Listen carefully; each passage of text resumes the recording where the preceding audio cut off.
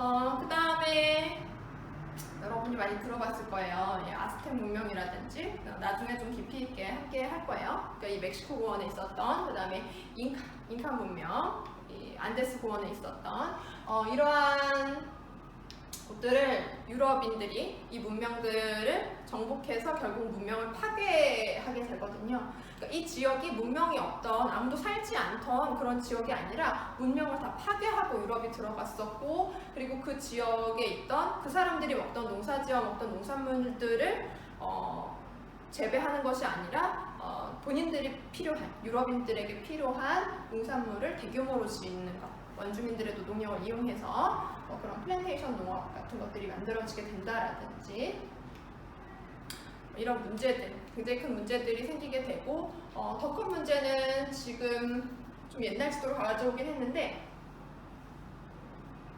그래프죠.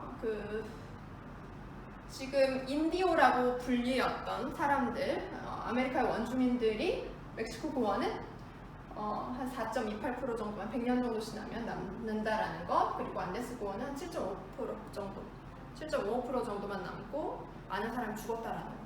보통은 인구는 원래 그냥 자연에 두면 좀 늘어나거든요. 그런데 왜 이렇게 됐을까?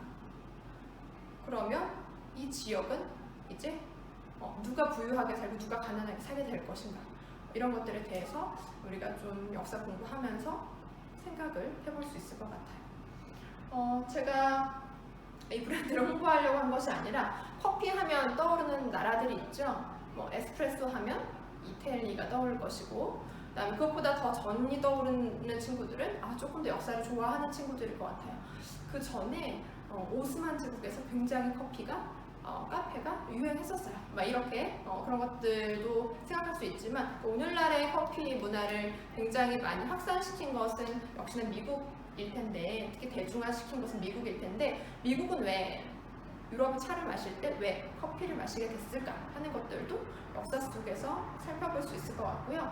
그리고 요즘에는 이제 지금 이것은 일회용 컵이잖아요. 그래서 이런 환경 문제들이 굉장히 또 여러 가지 문제들이 되고 있는데, 이런 문제들도 있었어요. 이 커피 원두를 누가 따고 있는가 하는 것들. 커피 원두뿐만 아니라 우리 수제로 만든 축구공을 동남아에 있는 6살짜리 아이들이 만들고 있다, 이런 사실들이 알려지면서 굉장히 큰 논란이 되기도 했었는데요. 아동 노동이 아직까지도 계속 이용되고 있고, 아동들이 좀 극한의 어떤 노동들을 하고 있고, 학교에 가지 못하고, 그러면 그 아동들을 계속해서 수입이 적고, 이런 문제들에 대해서 이것이 다 역사와 관련이 있고, 우리가 그렇기 때문에 우리의 역사뿐만 아니라 다른 나라의 역사들도 알아야 하고, 좀 넓게 우리가 다른 나라들, 전 세계에서 여러 가지로 이해해야 하는 것들, 문화의 차이들, 이런 것들을 우리가 알 수 있게 될 것 같다라는 것입니다. 그래서 제가 공정무역 이야기도 했는데요. 이거는 좀 나중에 더 다루도록 하고요. 지구상에서 가장 가난한 나라 1위부터 10위까지 보면, 이거 2015년 기준이라 조금 달라지기는 했을 것인데, 그러나 그 대륙은 아마 크게 달라지지 않았을 거예요. 전부 다 어느 대륙에 있나요? 전부 다 아프리카에 있죠? 그리고 아마 여러분 이 사진을 많이 봤을 거라고 생각해요. 이 어린이가 너무 이제 기아에 허덕여서 거의 이제 죽기 직전의 상태인데, 이 독수리가 죽으면은 이제 잡아먹기 위해서 기다리고 있는 사진 있죠. 이 사진을 찍은 기자는 이 사진으로 상을 받았지만 굉장히 많은 비판을 당했어요. 그 기자가 이 어린이를 구출했지만 이 사진을 찍기 위해 몇 시간 좀 기다렸는데 그것에 대해서 많은 비판을 당했고, 이런 것도 좀 생각해 볼 문제죠. 우리는 기자들은 어떠한 것을 전해야 할 것인가, 어떻게 전해야 할 것인가. 여튼 간에 여기 인권이라는 것은 없잖아요. 그렇죠? 근데 왜 이렇게 됐냐는 거예요. 왜 이 대륙은 다 가난하냐는 거예요. 다 게으를까요? 그런데 지구상에서 가장 잘 사는 나라, 독특하게도 한 나라는 그냥 어떤 자원이 굉장히 풍부하게 나고 있죠. 그거 외에는 다 유럽이거나 유럽인들이 가서 만든 나라들이다라는 겁니다. 왜 이런 일들이 지구상에 벌어지고 있는가 하는 것들.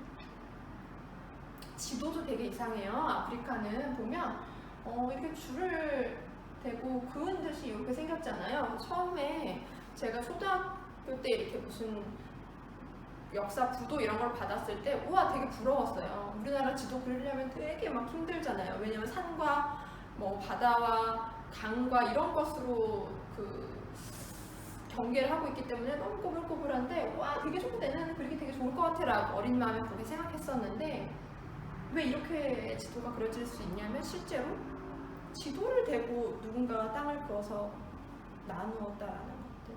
그러면 이제 어떤 문제가 생기냐면 예컨대 우리도 주변국 중에서 굉장히 사이가 좋은 국가도 있지만 굉장히 사이가 안 좋은 국가도 있잖아요. 그러니까 굉장히 사이가 안 좋은 국가였는데 그냥 타인에 의해서 하나의 국가가 되거나 혹은 우리가 같은 나라였는데 누군가가 줄을 그어서 갑자기 다른 나라가 되거나 막 이렇게 다른 타인에 의해서 국경이 정해졌다면 이 지역에서는 무슨 문제가 생길 것인가 하는 것. 아프리카에서는 왜 내전이 그렇게 많이 일어나는가 하는 것. 그 다음에 내전으로 인한 군인들이 쌀을 지원하면 그것을 군인들이 먼저 먹을 가능성이 있고 내전이 더 커질 가능성이 있기 때문에 우리는 식량이 남아도 바다에 버리겠다 라고 말하는 정치인들. 어떠한 정치적인 판단을 내려야 하는가 하는 것들에 대해서 우리가 여러 가지로 다 다른 생각을 할 수 있는데 적어도 이러한 일들이 일어나고 있다는 것은 알고 있어야 한다는 겁니다.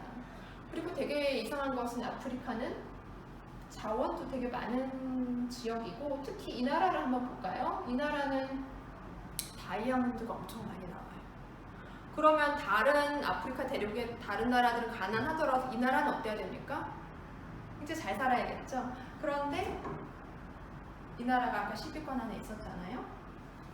무슨 뜻일까? 다이아몬드는 되게 잘 팔려요, 지금도.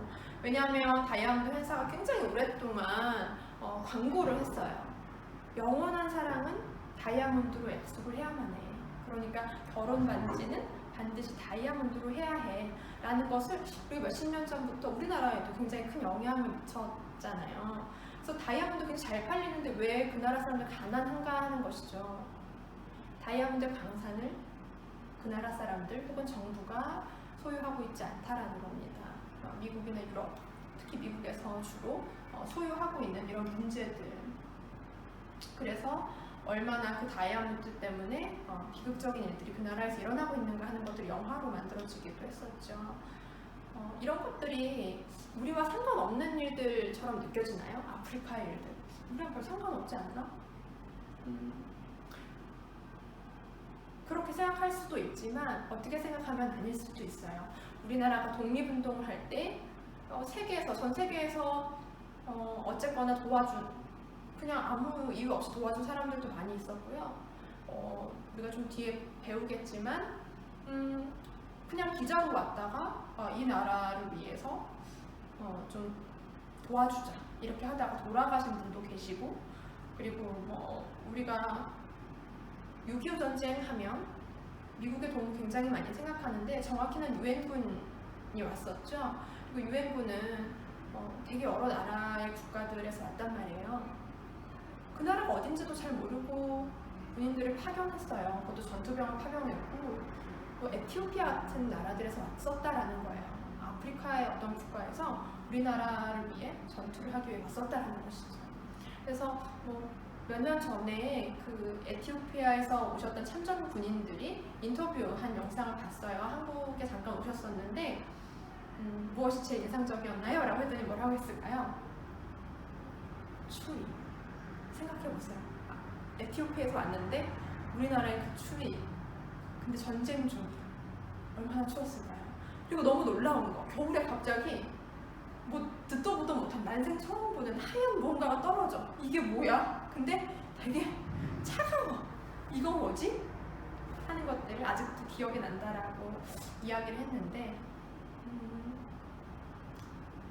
우리가 이미 세계 시민이라는 말을 이야기하잖아요. 지구촌은 옛날에 썼던 말들이고 관계가 없는 일이 아닐 수도 있다는 겁니다. 같이 이런 것들도 좀 생각해봤으면 좋겠어요. 우리는 그 모든 것들을 행복하기 위해서 합니다. 그리고 사실 여러분들 공부하는 것도 지금 좀 불행할 수도 있지만 대체로 행복을 위해서 하는데, 우리가 함께 행복하기 위해서, 혹은 내가 행복하려면 사실 주변 사람들이 같이 행복해야지 행복감을 느끼거든요. 그러기 위해서 우리가 역사를 어떻게 바라봐야 할까? 역사를 어떻게 공부해야 할까? 우리가 교과서에서 이걸 달달달 외우기만 했었는데 어떻게 생각해야 할까 하는 것들을 저와 함께 같이 좀 재밌는 이야기들을 나누어 봤으면 좋겠습니다. 그래서 바르게 읽는 것, 왜곡하지 않고 읽는 것, 그리고 나의 생각을 갖는 것, 누군가의 생각을 주입하는 것이 아니라 내가 비판적으로 읽고 비판적으로 생각해서 나만의 생각을 갖는 것, 이런 시간들을 우리가 좀 가져봤으면 좋겠습니다. 선생님 제가 너무 좀 긴장해서 이번 강의들이 조금 다소 좀 딱딱할 수 있지만, 우리가 조금 더 시간이 지나가면 좀 더 재미있게, 또 깊이 있게, 또 여러분들이 궁금해할 만한 그런 것들을 함께 이야기해봤으면 좋겠습니다. 이 친구들의 얼굴까지는 잘 안 나오죠? 예, 제가 같이 그 도서관에서 공부했던 친구들인데요. 그러니까 이게 좀 많이 읽는 것도 되게 중요해요. 그런데 바르게 읽는 것도 되게 중요해요.